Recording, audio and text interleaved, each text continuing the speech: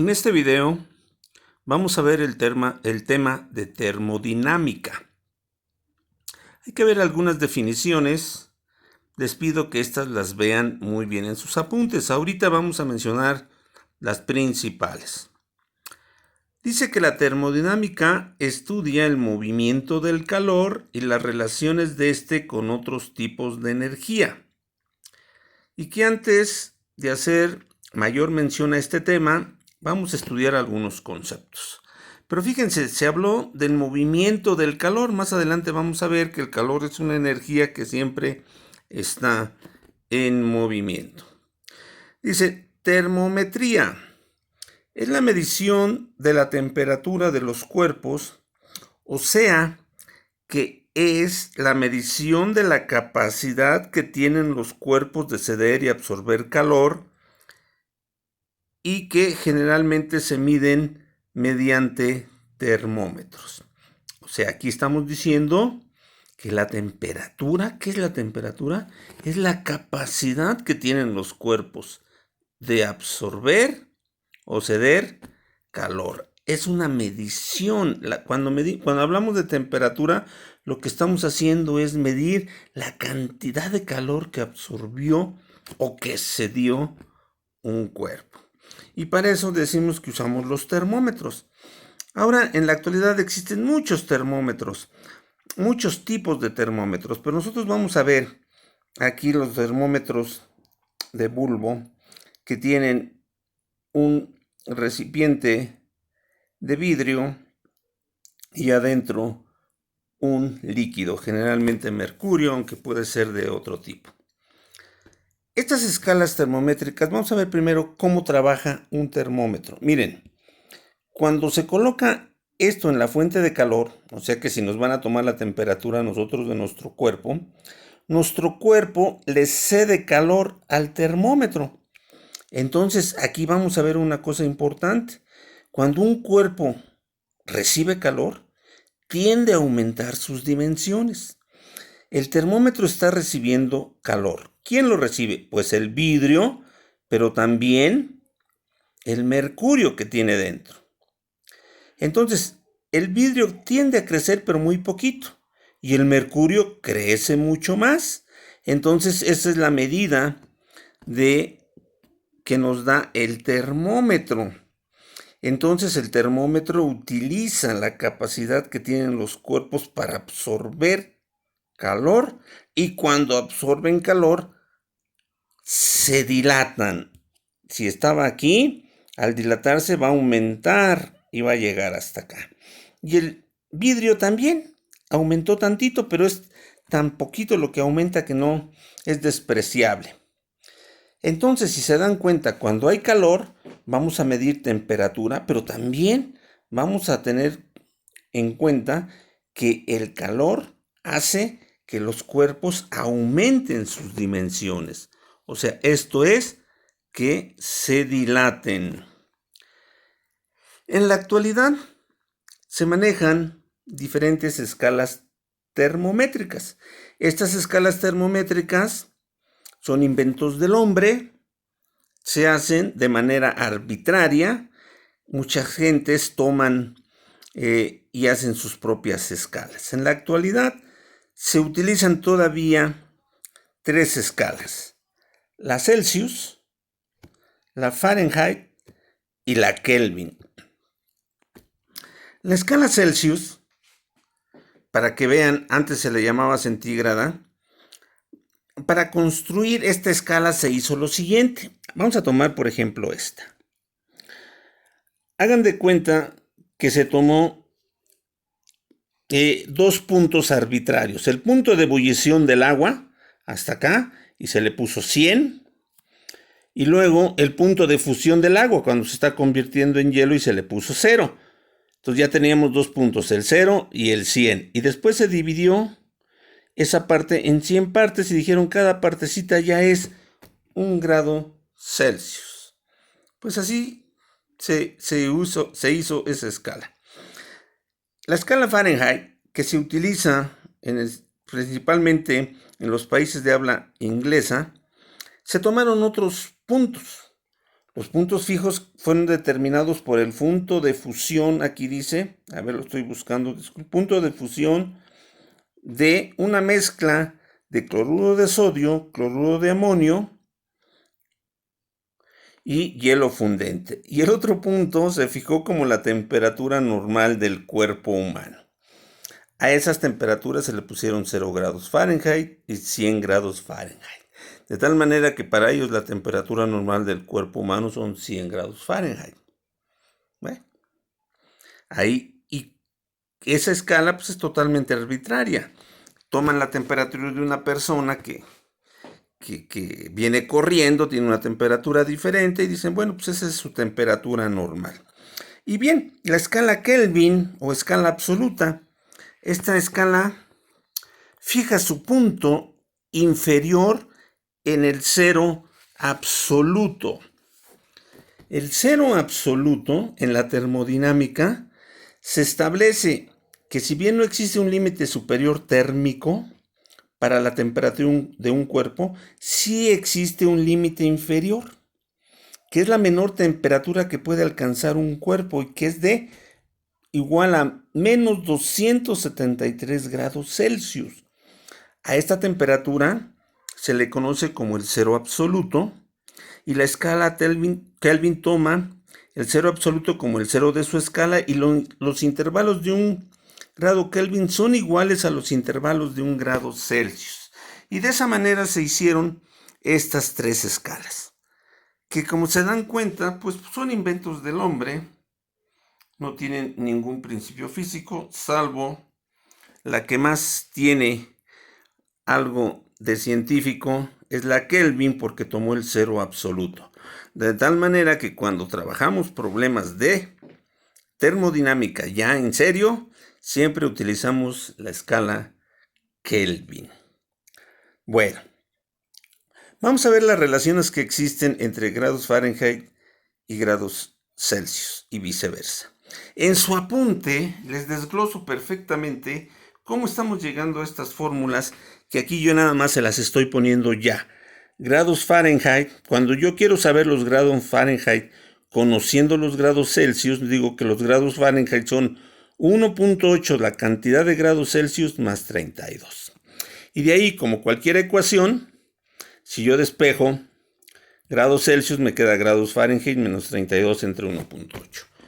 Aquí, como lo ven ustedes, la fórmula 1.8 grados Celsius más 32 en su apunte dice, fórmula para obtener grados Fahrenheit cuando conoces grados Celsius. Y acá la de abajo nos dice fórmula para obtener grados Celsius cuando conoces grados Fahrenheit. Dice, es importante hacer notar que estas fórmulas son aplicables a temperaturas individuales y no a variaciones de temperaturas, ya que las variaciones de temperaturas de cada escala difieren entre sí. Para entender lo anterior, consideren el siguiente ejemplo. Se tiene una temperatura inicial de 70 grados Fahrenheit y una final de 215 grados Fahrenheit.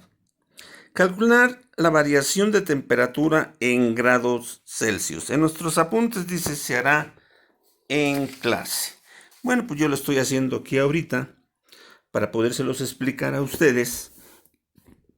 Y pongo que la temperatura inicial es 70 grados Fahrenheit y la final 215 grados Fahrenheit. Me piden la variación de temperatura, pero en grados Celsius.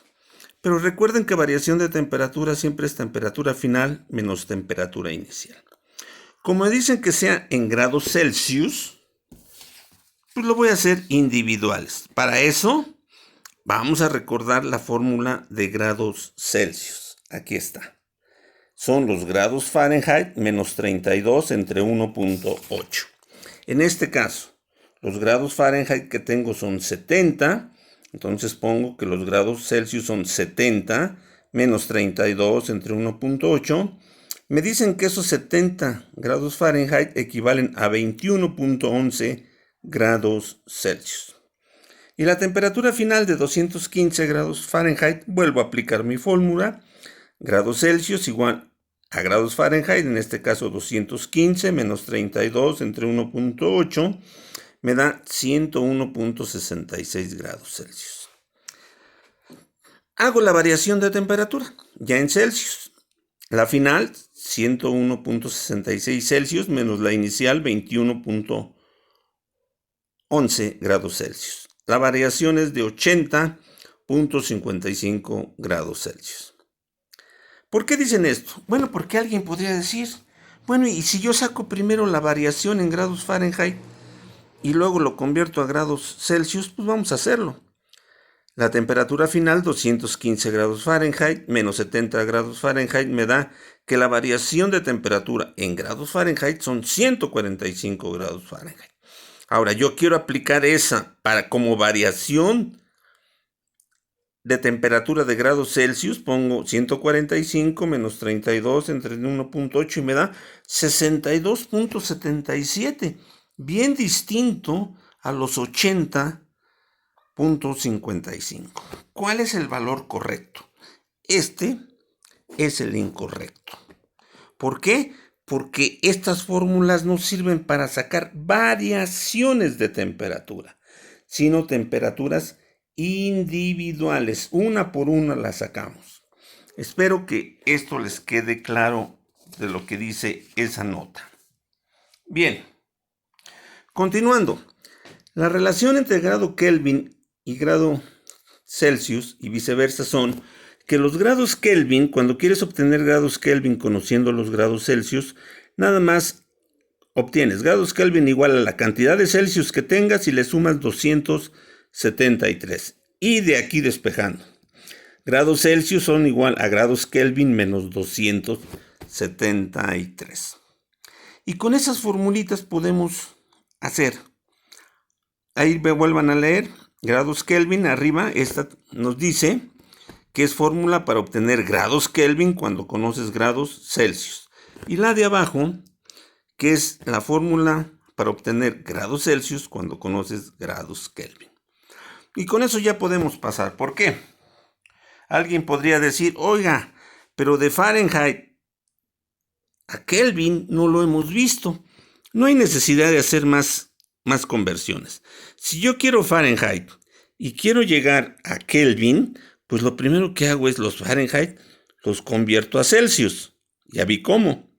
Y Celsius los convierto a Kelvin. También ya vi cómo. Y al revés, si yo tengo Kelvin y quiero un Fahrenheit, pues primero los paso a Celsius y después los paso a Fahrenheit. Para eso, con esas formulitas que acabamos de ver, es suficiente. Y ahora vamos a ver dilatación de sólidos. Vimos que cuando un cuerpo recibe calor, aumenta sus temperaturas. Aquí estamos poniendo un ejemplo en el que tenemos una figura aquí con un aro donde pasa perfectamente una esfera de acero. Después nos dicen, fíjate que la esfera de acero la vamos a calentar. Y una vez que la calentamos a una determinada temperatura, la esfera ya no pasa. ¿Por qué? Porque si pasaba cuando estaba fría, pasaba aquí perfectamente, ¿por qué cuando la calentamos ya no pasa? ¿Por qué se atora? Pues lo único que está pasando es que al aumentar la temperatura de cualquier cuerpo, se dilata.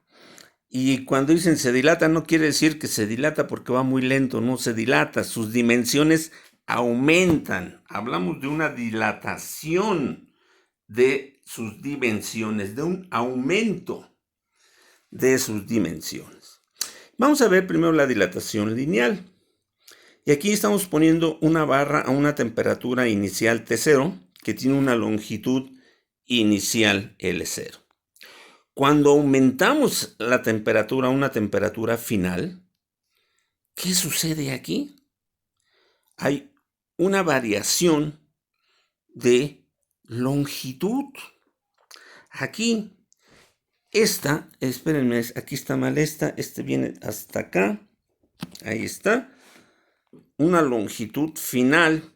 Y esto que estamos viendo, punteado, es lo que aumentó. Si se dan cuenta, de aquí aumentó esto, lo punteado. Delta DL, esa es la variación. Y aquí nos dicen que experimentalmente se ha demostrado que el incremento delta DL es directamente proporcional a la longitud inicial y a la variación de temperatura. Por lo que tenemos que delta DL es igual a alfa, es un coeficiente, multiplicado por L0 por delta dt. ¿Dónde? Aquí en nuestro siguiente apunte dice delta DL, incremento o variación de longitud. Alfa, coeficiente de dilatación lineal que tiene una unidad de grados Celsius a la menos 1. Acuérdense que siempre que es grados Celsius a la menos 1, querrá decir que es 1 sobre grados Celsius. Longitud inicial en metros y variación o incremento de temperatura en grados Celsius. Los valores de alfa es un coeficiente, depende del material que se esté trabajando. Son medidas experimentales y se encuentran en tablas de constantes físicas. Los valores de alfa son muy pequeños, del orden de millonésimas. Y alfa, cuando digo que depende del material, quiere decir que si esa barra era de aluminio, alfa va a tener un valor para el aluminio. Si es de cobre, alfa va a tener un valor para el cobre. Cada material tiene un valor de alfa, de coeficiente de dilatación lineal. Y luego dice, recordando que la variación de longitud siempre es longitud final menos longitud inicial, la fórmula anterior se puede expresar de esta manera. Longitud final igual a longitud inicial. Factorizando nos queda que multiplica 1 más alfa por delta t. Ahí está. Bueno, ahora vamos a ver la dilatación superficial. Ahora creció para lo largo y también a lo ancho, de tal manera que su área creció. Pero si se dan cuenta, aquí esta longitud final igual a longitud inicial 1 más alfa delta dt. En sus apuntes van a ver, lo tenemos desglosado, que llegamos a esta ecuación.